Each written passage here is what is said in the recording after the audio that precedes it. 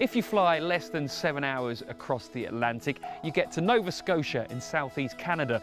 It's home to Cape Breton Island, where you'll find the Cabot Trail, one of the world's most beautiful drives.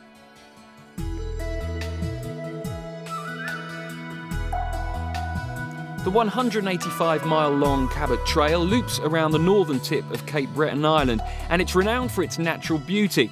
The Cape Breton Highlands National Park dominates the northern part of the journey, so it's great for walking and cycling. But I'm starting my journey at Cheticamp, a place with a proud French colonial heritage. The area also has a very strong French cultural tradition, and a great example of this is here at Le Centre de la Mi-Carême. Mi-Carême means mid-Lent. Lent is the 40 days before Easter, where in the Catholic Church it's a time of penance, where you have to give up all the good things in life. Originally it was one day in the middle and have a bit of a party to break away from all this. Now we do it for a whole week. You get dressed, put a mask on and old clothes and go from house to house, and people try to identify who's under the mask. And after a while you remove your mask and people usually have treats and you go on to the next house. All this continental flavour adds a certain je ne sais quoi to Cheticamp. In fact, for many of the people here, the first language is French, but there are some locals who don't say anything at all. This is Joe's Scarecrow Village. It was established by the late Joe Delaney back in the mid-80s and has become a bit of a cult tourist attraction.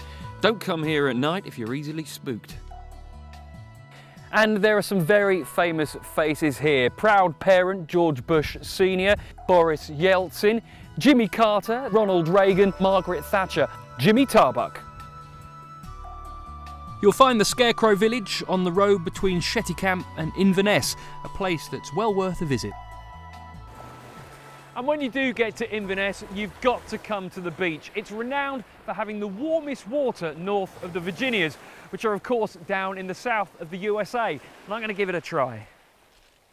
There we go.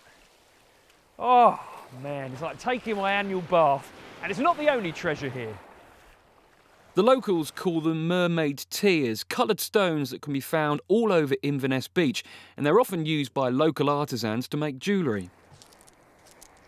There really is shed loads of this on the beach. Just walking about 50-100 yards I found all of this. And apparently the Holy Grail is a red piece. I'm going to try and find myself one of those and then make a really pretty necklace.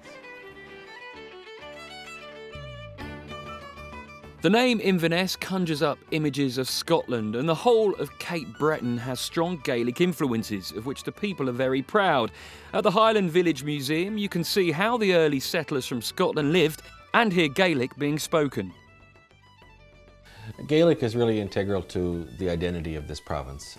Looking back to the late 1700s and early 1800s, tens of thousands of Gaelic-speaking Scots from the Highlands and Islands of Scotland settled here in Nova Scotia, and they settled in waves of chain immigration. So what happened essentially was that families, kinship systems, and in some cases communities in Scotland moved here to Nova Scotia. And you can find those traditions, dialects of language, customs, different types of forms of the tradition alive here in Nova Scotia today.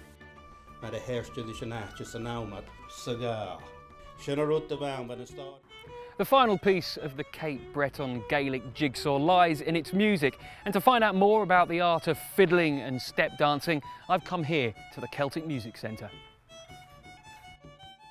You know, growing up, still today, you still have homes where the music is played as part of an everyday regiment, where house parties, ceilidhs, dances, people are attending them, you know, on a daily basis or a weekly basis, depending on time of year.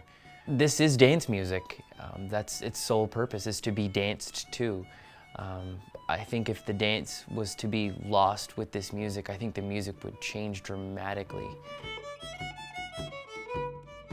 The centre has a huge interactive element to it, including things like teaching you how to step dance, which is something I'm going to have to do a bit sharpish because I'm going out to face the public in just a few moments.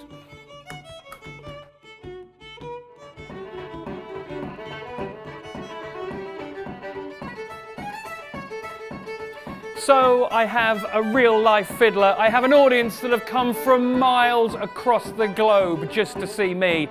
It's time to throw some shapes.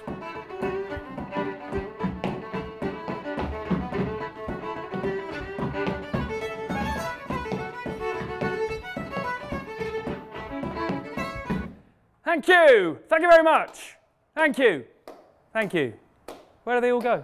Where do they go? I'm a professional working with amateurs, man. Goodness me.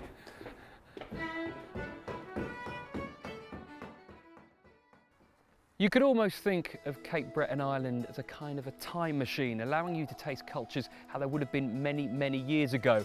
If you throw into that mix the fantastic scenery, the wonderful, friendly people, and the fact that it's relatively unknown, then you've got an irresistible combination.